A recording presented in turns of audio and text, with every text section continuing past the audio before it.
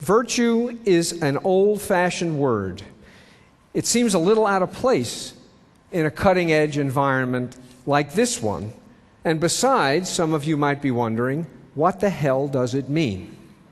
Let me begin with an example. This is the job description of a hospital janitor that is scrolling up on the screen. And all of the items on it are unremarkable. They're the things you would expect. Mop the floors, sweep them, empty the trash, restock the cabinets. It may be a little surprising how many things there are, but it's not surprising what they are. But the one thing I want you to notice about them is this. Even though this is a very long list, there isn't a single thing on it that involves other human beings. Not one.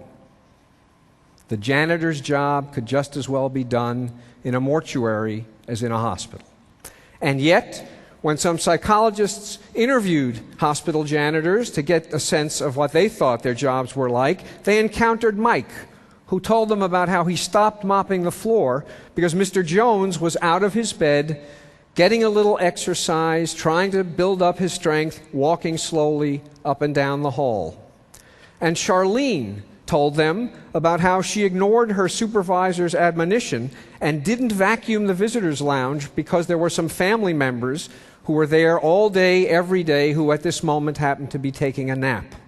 And then there was Luke, who washed the floor in a comatose young man's room twice because the man's father, who had been keeping a vigil for 6 months, didn't see Luke do it the first time, and his father was angry.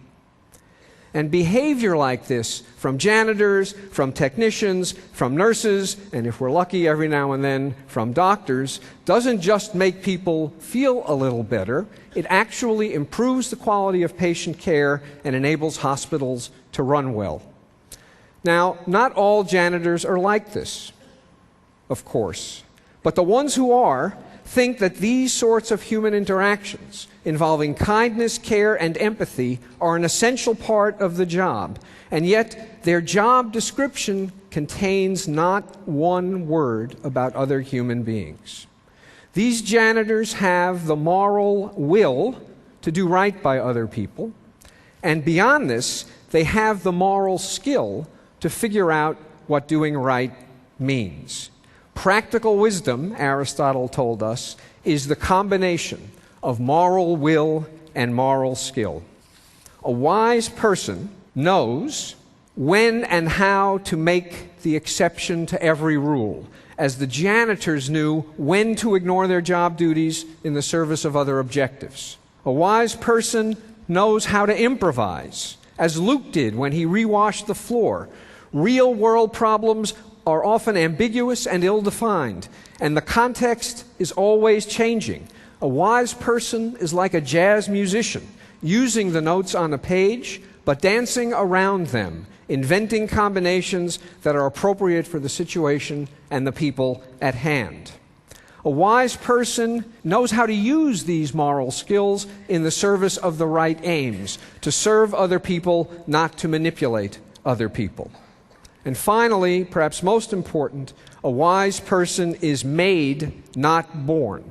Wisdom depends on experience, and not just any experience. You need the time to get to know the people that you're serving. You need permission to be allowed to improvise, to try new things, occasionally to fail, and to learn from your failures. And you need to be mentored by wise teachers.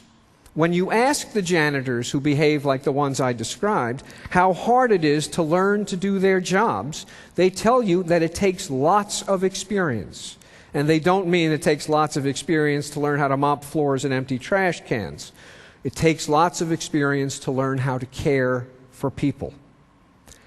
At TED, brilliance is rampant. It's scary. The good news is that you don't need to be brilliant to be wise. The bad news is that without wisdom, brilliance isn't enough. It's as likely to get you into trouble and other people into trouble as anything else.